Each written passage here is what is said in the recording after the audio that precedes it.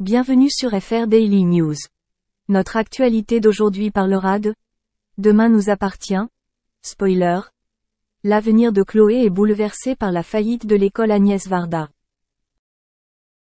Chloé vient de traverser une période difficile suite à la faillite du lycée Agnès Varda dans Demain nous appartient sur TF1. Ingrid Chauvin rappelle l'importance de la famille de son personnage et se livre sur ce qui l'attend. Si l'effondrement du lycée Agnès Varda a des conséquences terribles avec la vengeance de Corentin et Laurent dans Demain nous appartient sur TF1, la vie de Chloé est également bouleversée par ce terrible événement. Directrice d'un lycée, elle a vu son établissement s'effondrer sous ses yeux après une explosion partielle du bâtiment. Chloé a été personnellement touchée par l'événement, car sa mère était coincée sous les décombres. La vie de Marianne a été sauvée d'abord par Lizzie lors de la catastrophe, puis par Renaud lors de la campagne. Chloé se balade dans TF1. Depuis, le lycée Agnès Varda aurait été fermé, ses élèves transférés dans un autre établissement. Résultat, Chloé se retrouve sans mission et le directeur n'arrive pas à lui en trouver. La mère essaie de remplir sa journée le plus possible mais trouve difficile l'inactivité. Interrogée par Télépoche, Ingrid Chauvin a souligné qu'elle ne sait toujours pas comment son personnage va se rétablir. Seuls les auteurs le savent. Ils résolvent la question. L'impact émotionnel doit passer maintenant. Chloé a emmené Judith dans Demain nous appartient. Selon elle, Delcourt l'aidera à surmonter cela. Chloé est en train de se calmer. Elle a besoin de renouer avec sa famille, de retrouver énergie et amour. Elle peut réellement compter sur le soutien de son mari Alex, toujours prêt à lui faire oublier ses soucis.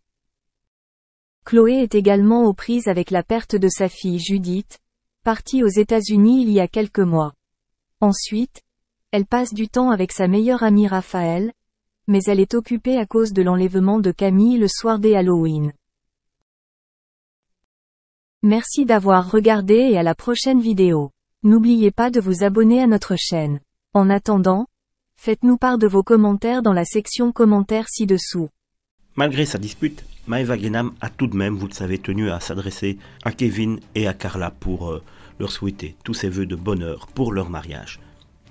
Mais les jeunes mariés ont réagi à leur façon. En effet, Kevin et Carla ont commencé l'année en grande pompe, vous le savez, et très prochainement, une émission sur TF1 devrait montrer les images de leur mariage, comme je vous en ai déjà parlé sur la chaîne. Après des années d'une relation passionnée mais tumultueuse, les amoureux se sont enfin unis pour le meilleur et pour le pire en janvier dernier, en espérant pour eux que ce soit largement pour le meilleur. Un événement qui a dû être repoussé à plusieurs reprises à cause de la crise sanitaire et bien évidemment de l'affaire de la sorcellerie.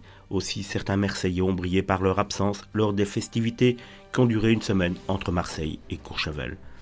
Comme Maëva Guénam, qui avait été choisie pour être témoin de la mariée. Mais les deux anciennes meilleures amies, déjà en froid avant que le scandale n'éclate, ne s'adressent désormais plus la parole. Ainsi, la sulfureuse brune a été privée de faire part. Cependant, Maëva ne semble pas vraiment rancunière car la jeune femme a eu une petite pensée pour Kevin et Carla le jour de leur mariage sur les réseaux sociaux. Elle leur a ainsi souhaité, non sans amertume, tout le bonheur du monde, une initiative qu'ont commenté les parents de la petite Ruby lors d'une interview accordée récemment à Téléstar, à l'occasion de leur nouvelle émission